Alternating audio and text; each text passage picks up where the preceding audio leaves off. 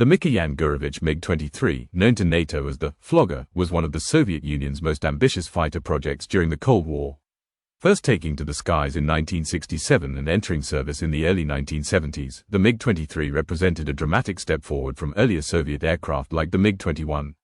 While the MiG-21 was small, simple, and lightweight, the MiG-23 was designed to be more powerful, versatile, and technologically advanced. One of the most striking features of the MiG-23 was its variable sweep wing design. This meant that its wings could change their angle during flight, swept back for high-speed performance, or extended outward for greater lift and maneuverability at slower speeds. This innovation gave the MiG-23 the ability to operate from shorter runways and adapt to different combat situations, something the MiG-21 could not do. The MiG-23 was also one of the first Soviet fighters to be equipped with a powerful radar system and capable of carrying beyond visual range (BVR) missiles. This allowed it to engage enemies from longer distances, competing more directly with Western fighters like the F-4 Phantom II.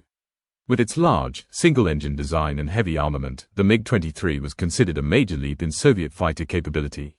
The aircraft saw combat in numerous conflicts around the world. It was used extensively by Soviet allies in the Middle East, including Egypt, Syria, and Libya.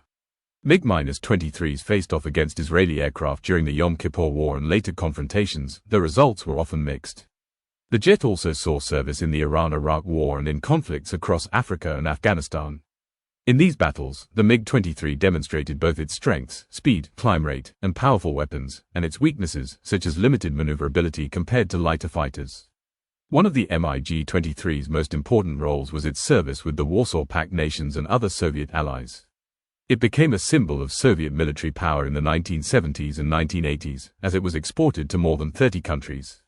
Unlike the MiG-21, which was simple and widely produced, the MiG-23 was more complex and expensive, making it a prestige aircraft for nations that wanted to show their strength.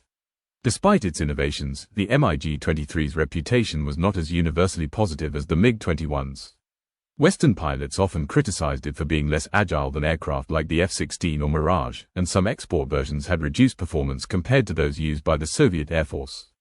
However, in capable hands, the MiG-23 remained a dangerous opponent well into the late Cold War.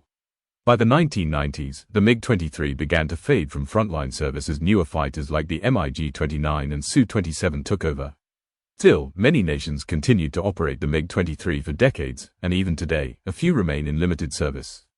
With over 5,000 built, the MiG-23 holds an important place in aviation history as the Soviet Union's first true multi-role fighter, bridging the gap between the simple interceptors of the 1960s and the advanced, modern jets that followed.